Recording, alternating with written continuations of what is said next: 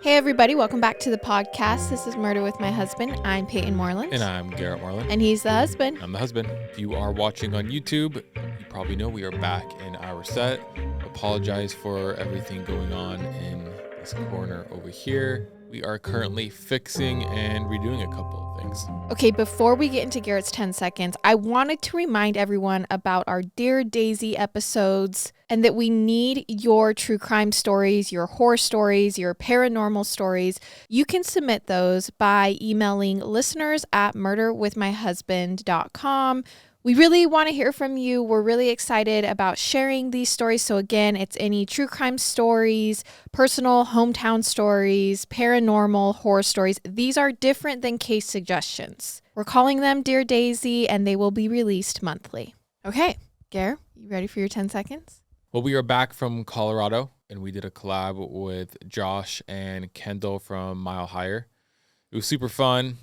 Back, just Peyton and I. And Daisy. And Daisy, ready to go. A bunch of people mentioned that it sounded like I had a lisp in the episode, and I think it was just something with my mic. Okay, so this is actually funny. When we sat down to record, I turned to Garrett and I said, "Why do you have a lisp?"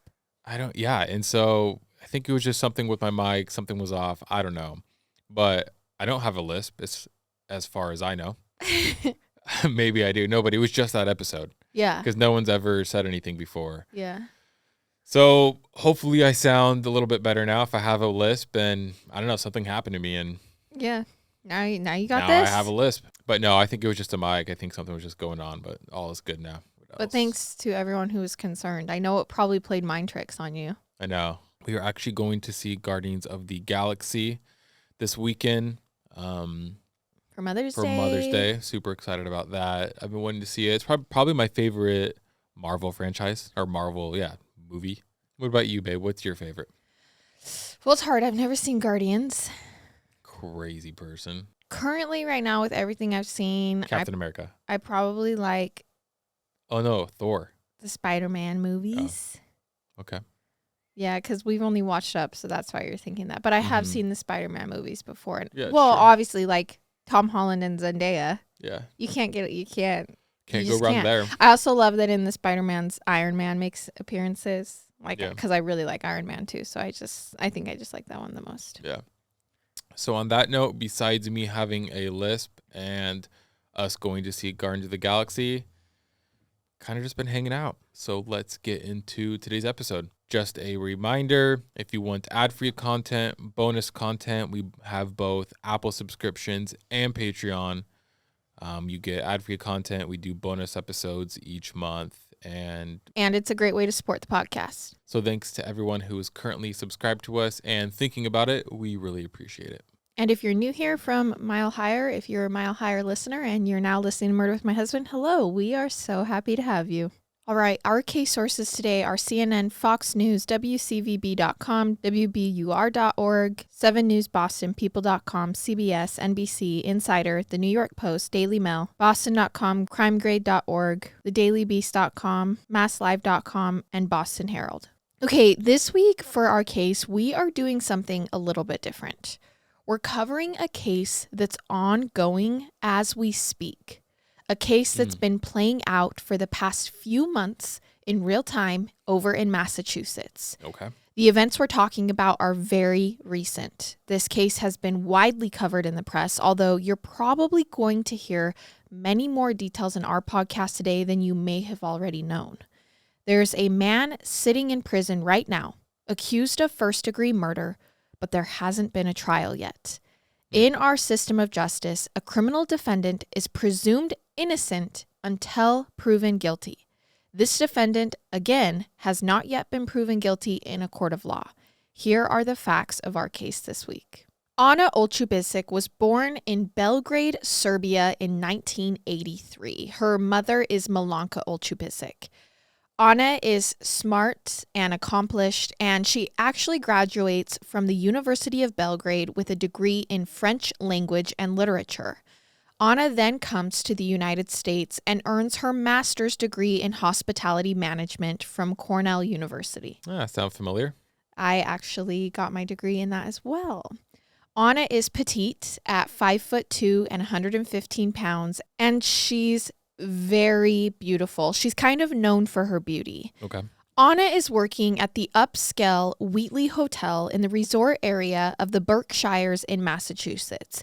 And it's there that she first meets a man named Brian Walshe. At this point, Ana is only 25 years old. By one account, Ana is a reservations manager at the hotel, but by a family member's account, they meet when Ana cleans Brian's apartment. In any event, Ana first meets Brian in 2008, and Ana says that it's love at first sight. Brian, though, is about 7 or 8 years older than Ana, and he comes from a very well-to-do family. Brian Reza Walshe was born on August 17, 1976, to Diana and Thomas M. Walshe, and he's an only child. Brian goes to boarding school in Rhode Island and to a private school in Boston. He will then attend Carnegie Mellon University. His dad, Dr. Thomas Walshe, is a very well-respected neurosurgeon working in Boston. And Dr. Walshe was working as the chief of neurology at the Virginia Medical Center in Bedford, Massachusetts. And by 2008, when his son and Ana first meet, he has become the head of the Brigham and Women's Hospital Division of General Neurology, where he'll serve from 2005 to 2018. Got it. So essentially, Brian's dad is just smart. Very smart. And he owns a beachfront home in Massachusetts. So Dang. Smart and got a little bit of money. Not as much is known about Brian's mother, except that she and Brian are close and that she depends on Brian quite heavily. Now, after meeting in 2008, Ana and Brian start dating, and they maintain a long-distance relationship. Ana apparently is now working in D.C. at the Willard Intercontinental Hotel, and she eventually moves to Boston to be with Brian when she and Brian get married. On December 15th, 2015, after dating for years, they got married in a fairy tale wedding in Boston. Their reception is at a now shuttered French restaurant in Boston, and the wedding photos are just beautiful. According to Fox News, Ana Walshe stands beside her husband, beaming in a fairy tale white tulle dress, a long veil, and an elaborate beaded necklace as she clutches a bouquet of roses. That's what's described of the wedding. In attendance at the wedding were a few dozen family members and friends. However, not one member of the groom's family was present. That's weird. Yeah, and we're going to come back to that later. At the entire wedding? At the entire wedding. All right, so there's obviously some sort of drama going on. Right. So soon after getting married, Ana and Brian start a family. They will go on to have 3 sons. Ana and Brian have their first child about a year after they get married. And on September 17th, 2018, 3 years after their wedding, Ana buys a property on Edgewood Road in Marblehead, Massachusetts, and she pays about $510,000 for it. Brian isn't listed as a co-owner, but according to sellmnews.com, he's listed on a declaration of homestead for the Marblehead property, which means that it's going to be a family home, most likely. Then that same month, Brian sets up an entity called Moorcraft Wines, which is purportedly a wine brokerage business, and he lists the Edgewood property as the business address. Okay. Do you think that she knows that he's doing this or that he listed that? Do you think it's like a talked about thing? Yeah, we'll get to that. Okay. On Valentine's Day in 2019, Brian gives Ana a 2015 Maserati worth over $100,000. Dang. Ana posts about the Maserati online on her Instagram, saying that it was, quote, the best Valentine's present of her life, and that Brian, quote, makes all of my childhood dreams come true.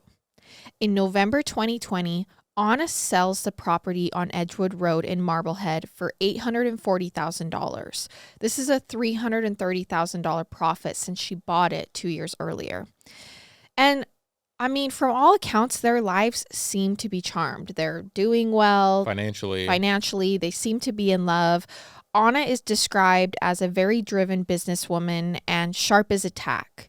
She switches from a career in hospitality, working at hotels, to a career in real estate, and she begins working as the director of operations at the Mutlu Group. This is a real estate firm in Massachusetts. Okay. Around 2020, Ana reportedly owns 4 properties because she's gotten into real estate. She started working as a real estate agent, and she starts buying up properties in DC, Massachusetts, and Maryland, and they're all in her name. Brian is not listed on any of them. Which I guess you can't really say it's a red flag right now. I No. mean, everyone has different relationship with finances and marriages and combined accounts and joint accounts and not joint accounts and all that. In early 2022, Ana sells the family's home in Massachusetts for $1.3 million, which had been in her name only, and the family together starts renting a home with a pool. And this home is in Cohasset, Massachusetts, which is a wealthy coastal suburb of Boston, and it's the scene of our case. So in 2022, the Walshe family moves into this $1 million rental house, and the home is less than a mile from the beach, which... That's amazing. That's amazing. In February or March of 2022, Ana leaves her job at the Mutlu Group and takes a new job for an international real estate firm called Tishman Speyer, where she begins working as a real estate investment manager. But the catch is that this job is in Washington, D.C.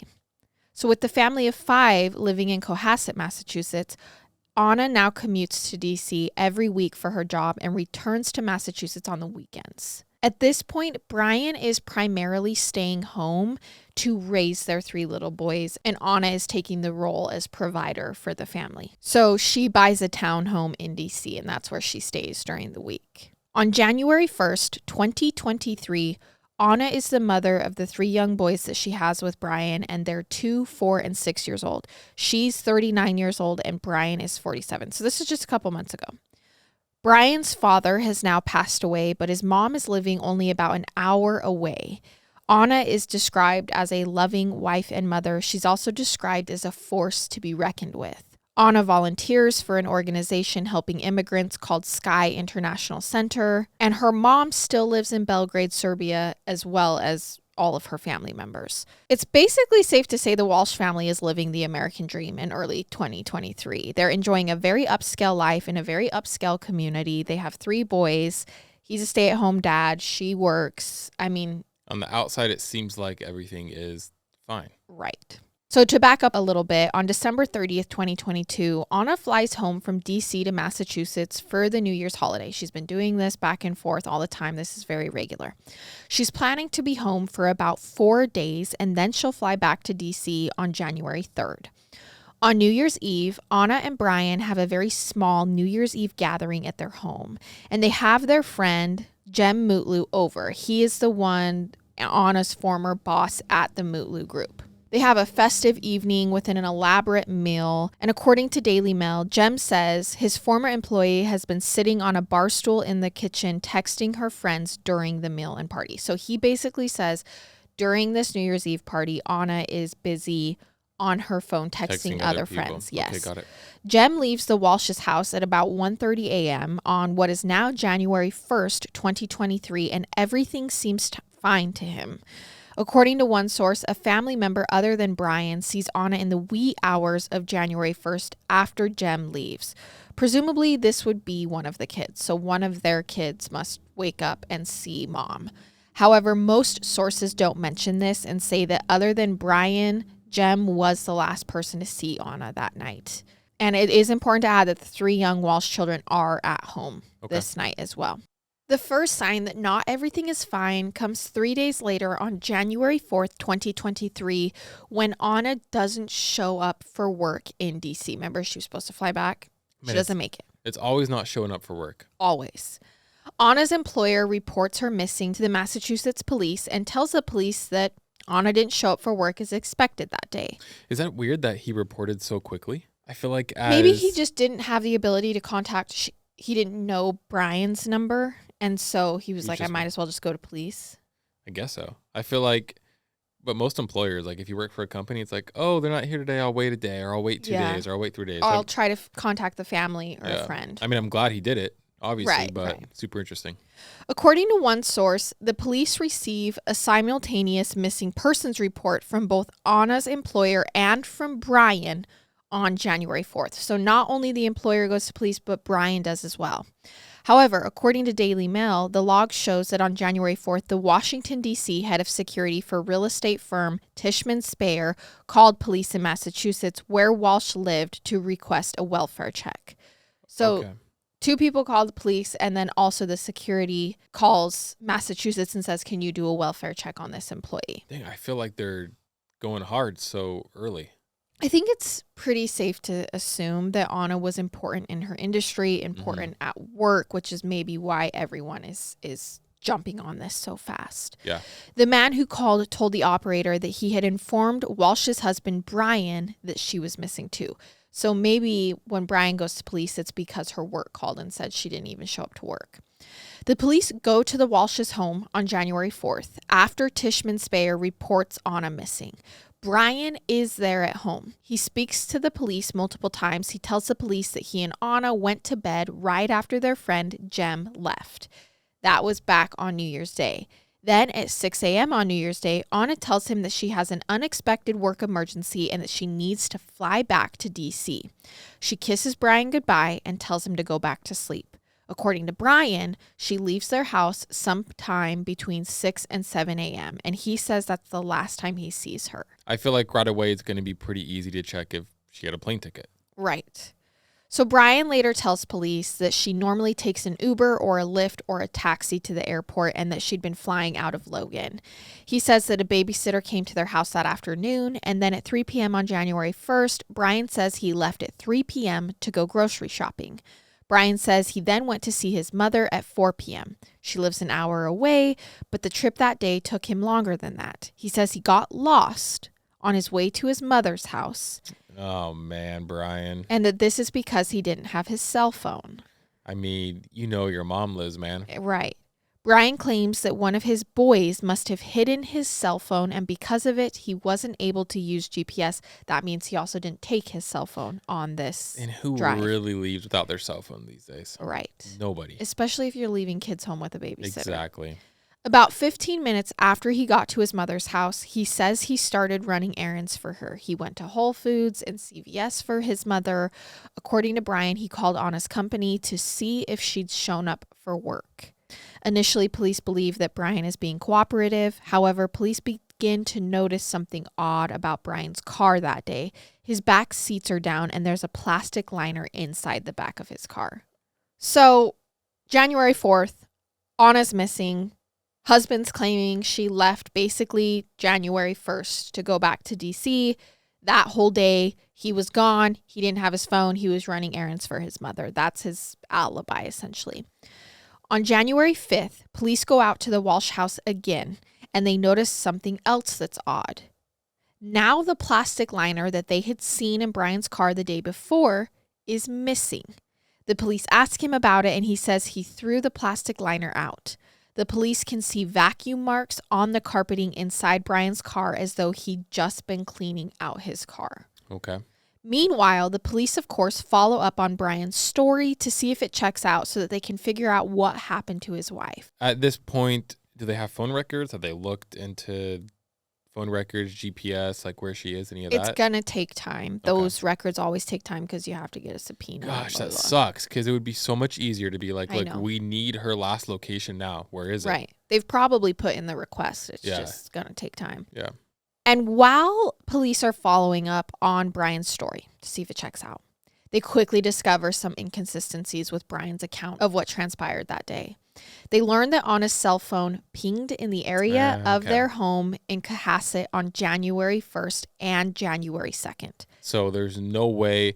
I mean, she could have gone, but her phone isn't gone. Her phone isn't gone. Also, no activity had happened on Ana's credit card since then. Brian has said that he lost or misplaced his cell phone on January 1st.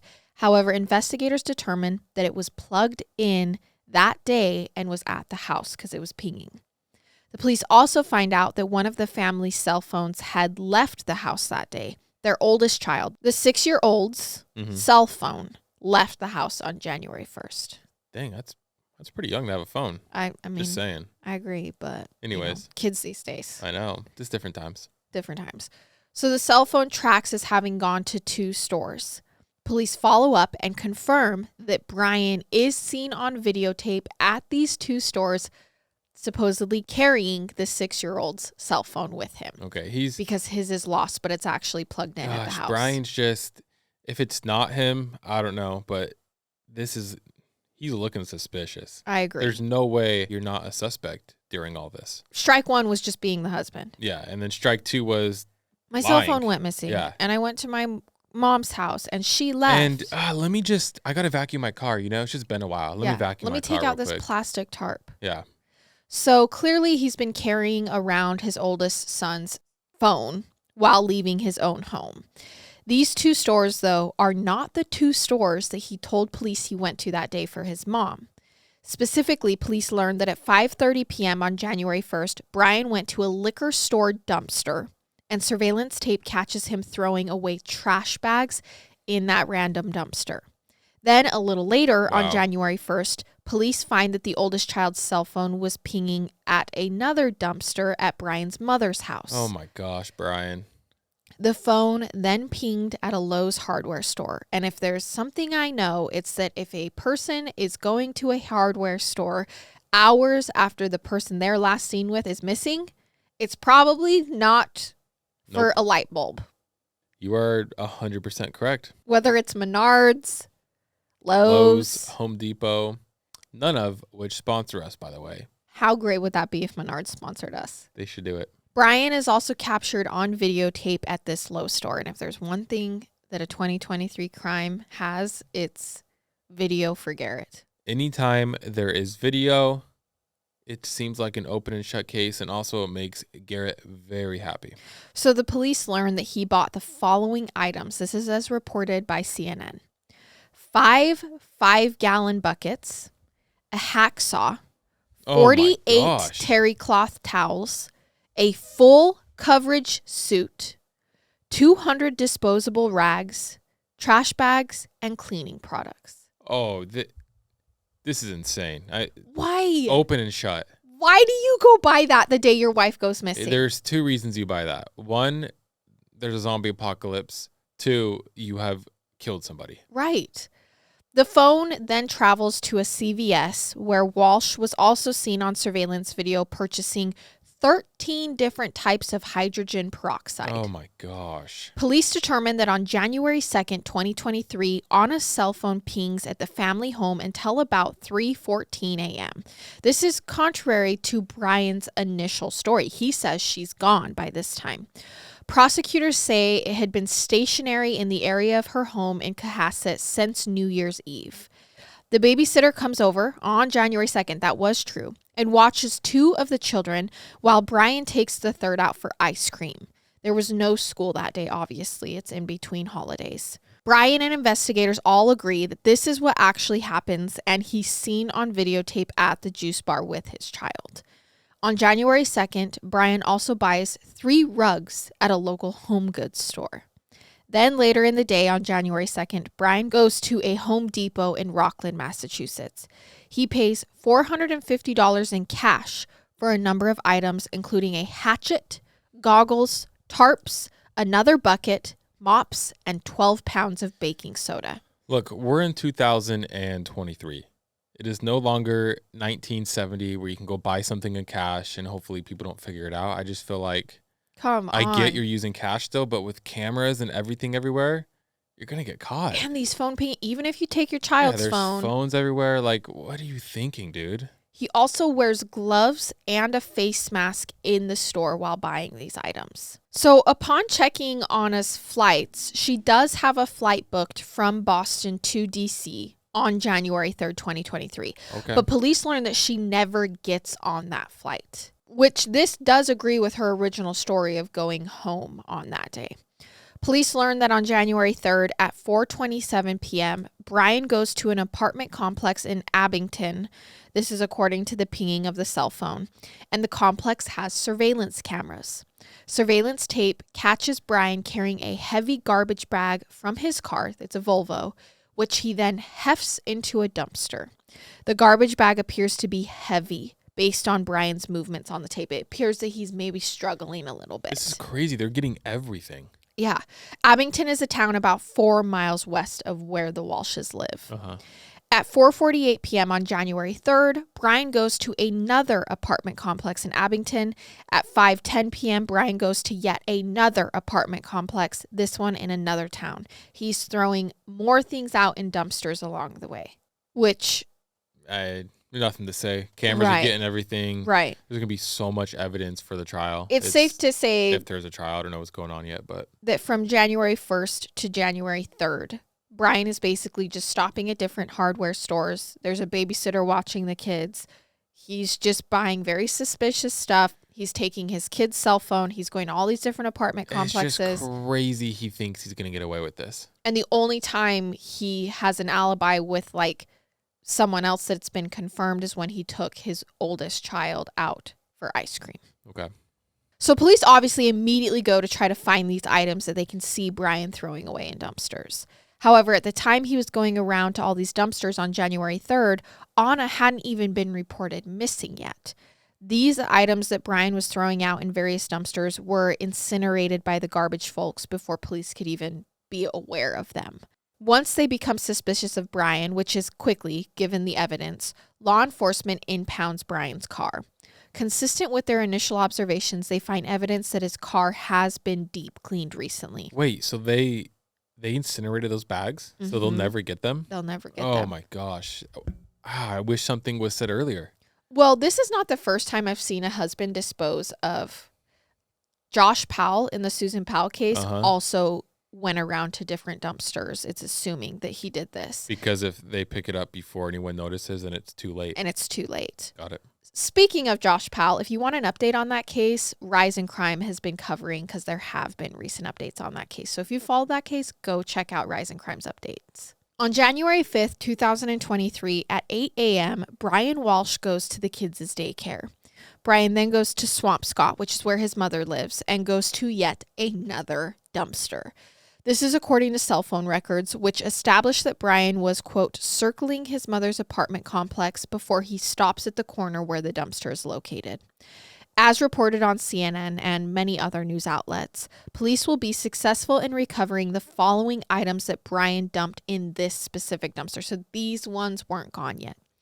10 trash bags that originated from this dumpster contained bloodstains, cleaning materials, a hacksaw, a hatchet, a purse, and boots worn by Ana Walshe, and her COVID-19 vaccination card. Jeez Louise, dude.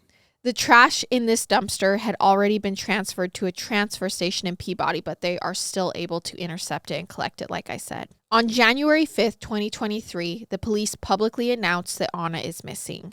She was reported missing on January 4th, a day before, if you remember. The police announcement states that Ana was last seen on January 1st, shortly after midnight. It's kind of weird they would say that at this point, just because I would assume they think what Brian was throwing out was her body.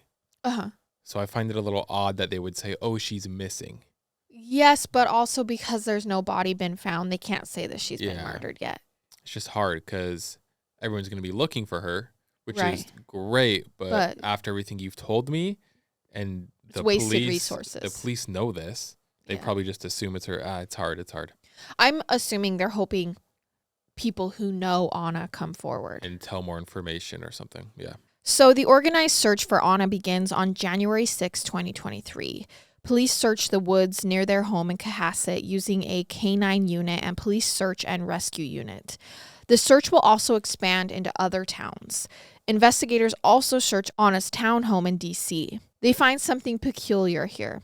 They observed the townhome to be ready for the kids to move there with clothes and other items available. This is according to a state trooper's affidavit. Okay. The police wonder if Ana had been planning to leave Brian and take the kids with her.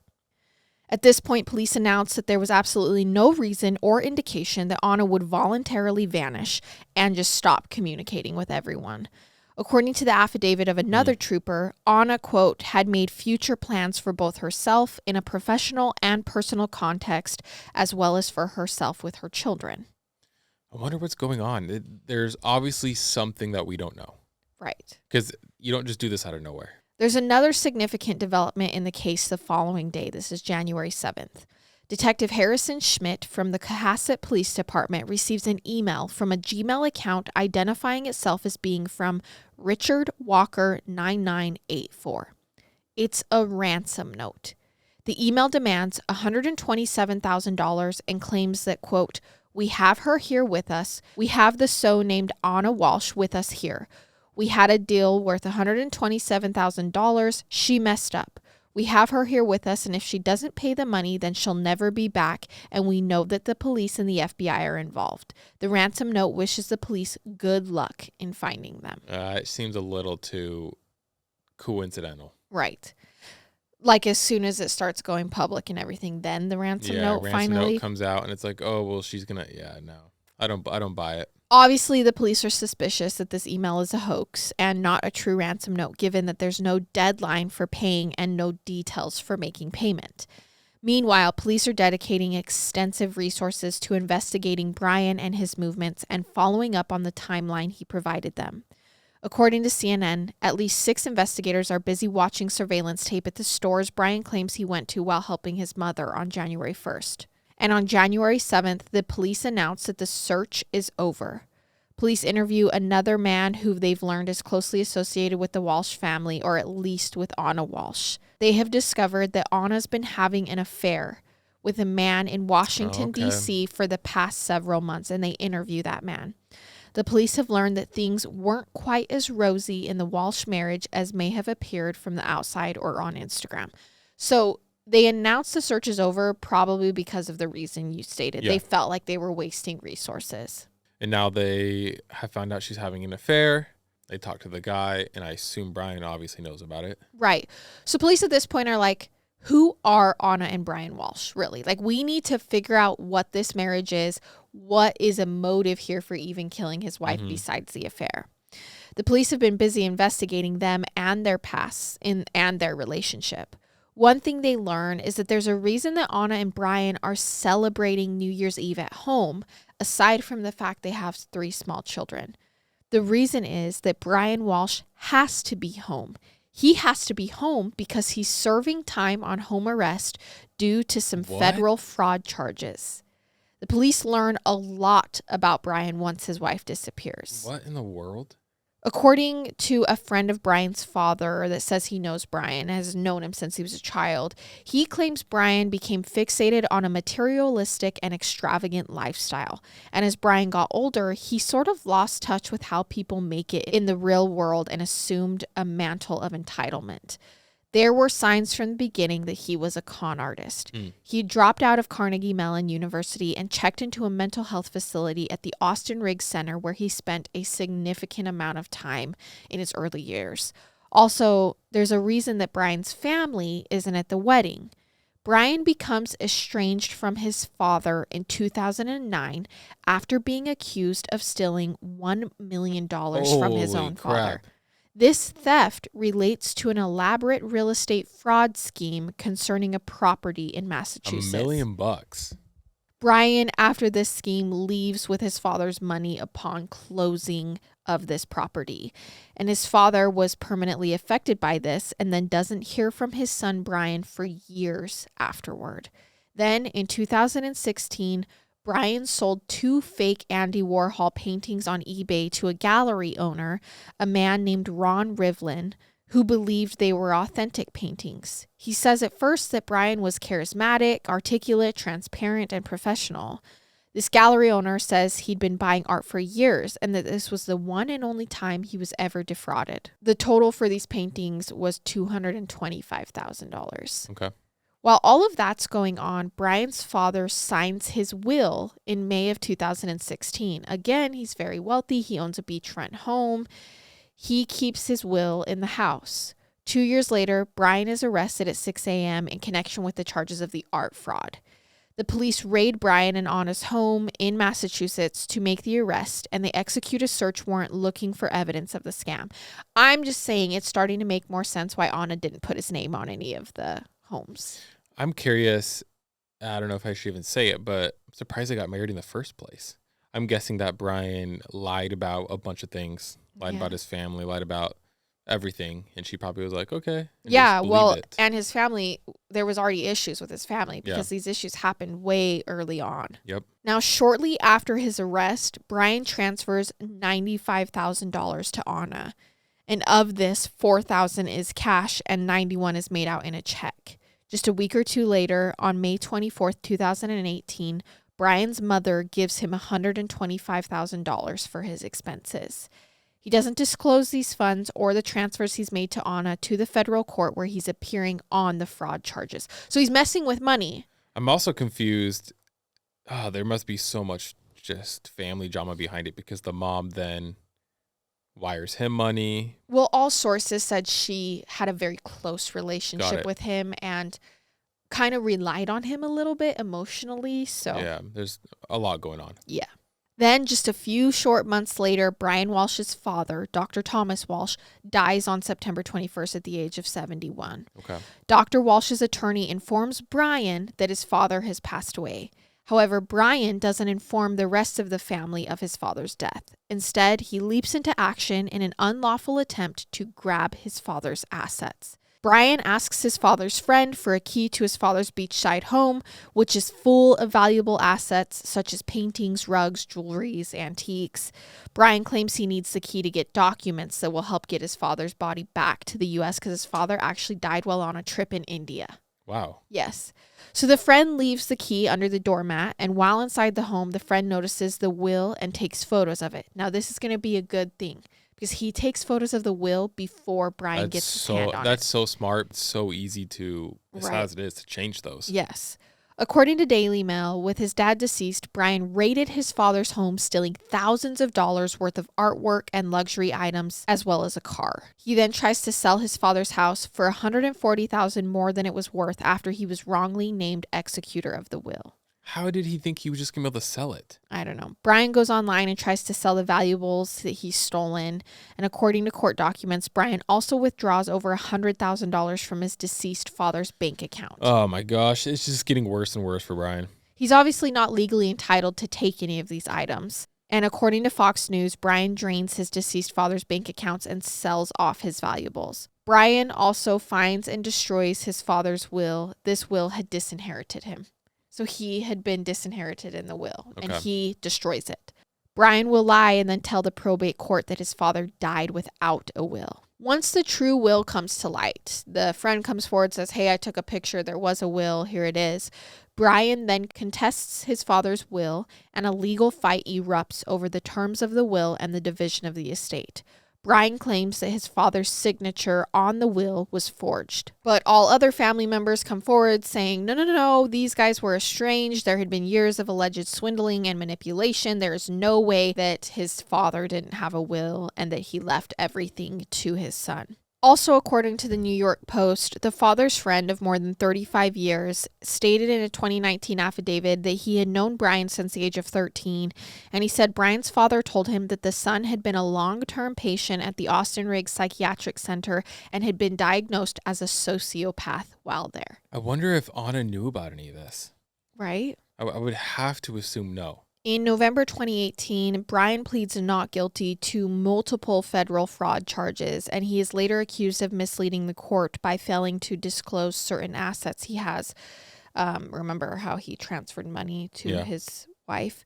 So Ana, in turn, is accused of benefiting from Brian's fraud and from his failures to disclose assets. Valentine's Day 2019, where Brian buys Ana that 2015 Maserati, was only 3 months after he pled guilty to federal fraud charges. Like, everything comes around and he pleads guilty. Yeah, I was going to say, where did he get the money for this? Now it's all making sense.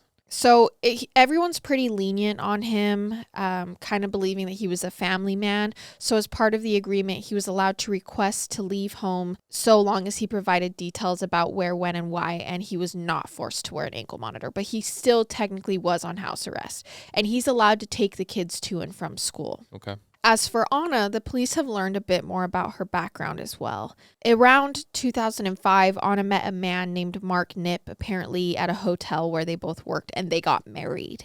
She reportedly then was able to get her green card, and they don't have any children together. She meets Brian in 2008, and they date for years. They get married in 2015 after Ana divorces Mark in 2014. Got it. So she was still married while dating Brian. Were they together? Do you know? It doesn't say. None of the sources really said Okay. either. I'm sure just because she is the victim and it doesn't, True. So Ana spends Thanksgiving of 2022 with the man she's been having an affair with in D.C. for the past few months. They spend Thanksgiving together in Dublin, Ireland. According to prosecutors, Brian begins suspecting that his wife is having an affair. At this point, he's a full-time stay-at-home dad. He's doing cooking, cleaning, watching kids, and he starts trolling this male friend of his wife's Instagram account. Trolling, okay. Yeah. According to Brian's defense attorney, he doesn't suspect it and knows nothing of his wife's affair until he reads about it later in the prosecution paper. So once his wife dies, he's like, no, I had no idea. No, there's no way. On December 26, 2022, Brian's mother hires a private investigator to follow Ana around, though, in D.C., so I'm assuming he definitely knew about the affair. On December 27, 2022, Brian Googles, "What's the best state to divorce for a guy?" This search is done on the Walshe's oldest child's iPad, the 6-year-old. So he's just using all of his 6-year-olds. And he's clearly trying to hide it. Right. Which, I mean, I feel like you don't have to hide that. I know. Out of all things, like, what's the best state to divorce? Yeah. It's not like he looked up, what's the best state to kill someone? On December 28th, 2022, the next day, Ana has dinner in D.C. with a friend and breaks down in tears. She tells the friend she's very upset about her husband, that she's worried he's going to be sent to prison because of all of these fraud charges, and that she's thinking about leaving him and moving with her 3 children to D.C.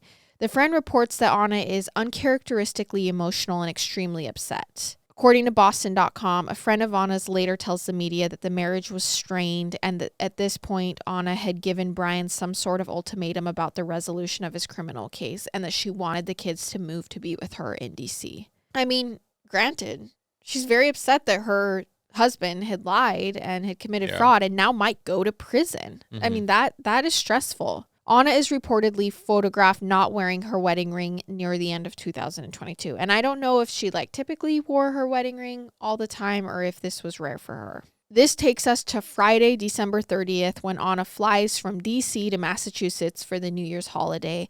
And on that Saturday, December 31st, Ana and Brian have that small New Year's Eve gathering at their home. Brian is still on home arrest. The 3 children are at home, and Ana unsuccessfully tries calling family members in Serbia after midnight that night. Prosecutors believe that Brian then beats Ana to death in their home in the wee hours. Oh my gosh. And that he kills her sometime around 4 a.m. on January 1st. Okay. Police obtain a search warrant for the Walshe house on January 8th, and they find blood and a bloody broken knife down in the family basement. Ugh. As part of the search for the Walshe home, authorities do take and search the electronics, including the iPad. But this is also about to get way worse because there is more searches done on the oldest child's iPad between 4:50 a.m. and 6:30 a.m. on January 1st. Again, this is shortly before the time that Brian claims Ana is going to suddenly leave home on the business trip, but also this is when police think he killed her. At 4:55 a.m., how long before a body starts to smell is searched on the iPad. Okay. And others, how to dispose of a human body. How long does it take for someone to be declared dead? On January 2nd, there are more Google searches on the child's iPad between 9:30 a.m. and 2:30 p.m. Hacksaw best tool to dismember. Can you be charged for murder without a body? Can you identify a body with broken teeth? Oh my gosh, this is over. This is 100% over. There are also Google searches in the iPad's history about how to remove a SIM card from a cell phone, how to mix ammonia, and searches relating to various apartment complexes located in which He should have looked up, do police know what I'm looking up on my iPad?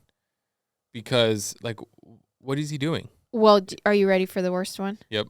At some point, someone uses the child's iPad to Google how to dispose of a 115-pound woman's body. That's so crazy. Could you lay it out any more obvious? Also, I've never looked these things up, so I don't know what pops up. But what pops up? Right. Just is there actual answers? I'm guessing a bunch of Reddit posts. Maybe. No idea. Don't look at that up, by the way. Yeah. On January 3rd, the day that Ana is supposed to be on a flight to DC but isn't, a person police are certain is Brian is back on the iPad doing more Google searches. What happens to hair on a dead body? What is the rate of decomposition of a body found in a plastic bag compared to on a surface in the woods? Can baking soda mask or make a body smell good? Oh my gosh, this is nuts. Oh, he keeps going. There are also searches for how to remove blood from concrete, how to detect blood with fluorescent. So, like, how would police find it? And he does a search for a company that cleans up crime scenes. Like, this person's going to come over and clean it up. Hey, let me clean your house for you. Yeah. On January 4th, more searches. 10 ways to dispose of a dead body if you really need to. Dismemberment and the best ways to dispose of a body. Can you be charged with murder without a body? And then again, can you identify a body with broken teeth? This just goes to show he has no idea what he's doing. Oh, of course not. Yeah. Also goes to show he's guilty. Yeah. On January 8th, police confront Brian with all of the Google searches they found on the iPad. And I'm sure he never thought police would search the children's iPad, which is why he used it. So can you imagine that moment when police come to him and go, what are these? Yeah. Brian explains that it was his son's iPad that had made those searches, and his attorney ended the interview when officers asked how a 6-year-old could make the searches without any spelling mistakes. Yeah. Apparently, Brian was implying that his 6-year-old had been the one Googling these things, which if a 6-year-old is Googling, can you identify a body with broken teeth? We got some other problems. Yes. On January 8th, authorities believe they have enough evidence for an arrest. Brian is arrested and charged with the crime of misleading a police investigation. He's not yet charged with murder, as the investigation is still so early and there's no body. He's locked up in custody where he remains to this day. Which is ridiculous because I get they don't have a body, but you do not need to have a body in this case. No. There is too much circumstantial, not even circumstantial, like hard evidence that he did this. So after this, there's just a bunch of back and forth in court and prison. And I mean, those are just really small, minuscule details because trial hasn't actually technically started.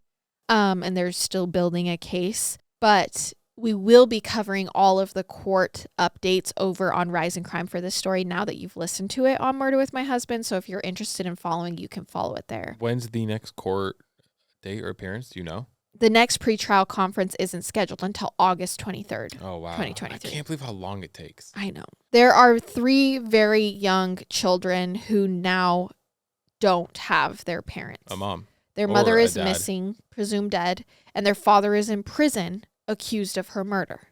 The children have been placed with the Massachusetts Department of Children and Families. It's unclear where they are now, but according to CNN, a flood of families have offered to take the children and keep the siblings together. So sad that I can't believe he killed his wife, mother of 3 children. I know. Horrible. It's awful. Brian obviously had a long history of being a con man, but did he also have a history of violence? Those are 2 very different things. Yeah. According to one witness, the answer is yes. This man says he went on a trip to China with Brian and that Brian was trying to illegally smuggle antiquities out of the country. When Brian was confronted, he picked up a stanchion and literally attempted to kill 4 or 5 guards that had come to talk to him about his crime. So, I mean, I'm sure that more of this will be brought up once trial actually starts, but it will be interesting to see if any character witnesses come forward claiming that Brian was a violent man. Mm-hmm. A charge of first-degree murder in Massachusetts carries a mandatory sentence of life in prison without the possibility of parole. The prosecution's theory of the case is that Brian beat his wife to death after discovering her affair, then chopped her up in the family basement. He also was going to inherit $2.7 million in life insurance for her death. As far as we know, Ana's body has not yet been found. However, investigators found what she was wearing when she was last seen alive. Her watch, her boots, remember those were thrown away near the dumpster by his mother's house. Why would a woman throw away designer clothing? Because it was an Hermes watch and Prada boots and a Gucci necklace. Yeah, there's no way she threw those away. Why would a woman throw away her purse? Why would she throw away her vaccine card? Yeah. Why would a woman leave her children and never contact them again? Why would she leave her cell phone behind? How would a person survive without money? We will keep you updated on future developments in this ongoing murder case. on Murder with My Husband, but over on Rise in Crime. And that is what is happening so far in the death of Ana and the murder trial of Brian Walshe. I feel like it's going to be a pretty just open and shut case with all the evidence they have. Cameras. What sucks is that the family will probably never see a body because I'm assuming that the body has been, dismembered, thrown into a bunch of different dumpsters, and I don't know how you recover that. I don't either. I'm interested to see if this becomes like another Scott Peterson or like, is it going to be open and shut, or is trial going to come and put me on the jury? Call me in, coach. I'm going up. Yeah. All right, you guys, that was our case for this week, and we will see you next time. Don't forget to submit your Dear Daisy stories. I love it. And I hate it. Goodbye.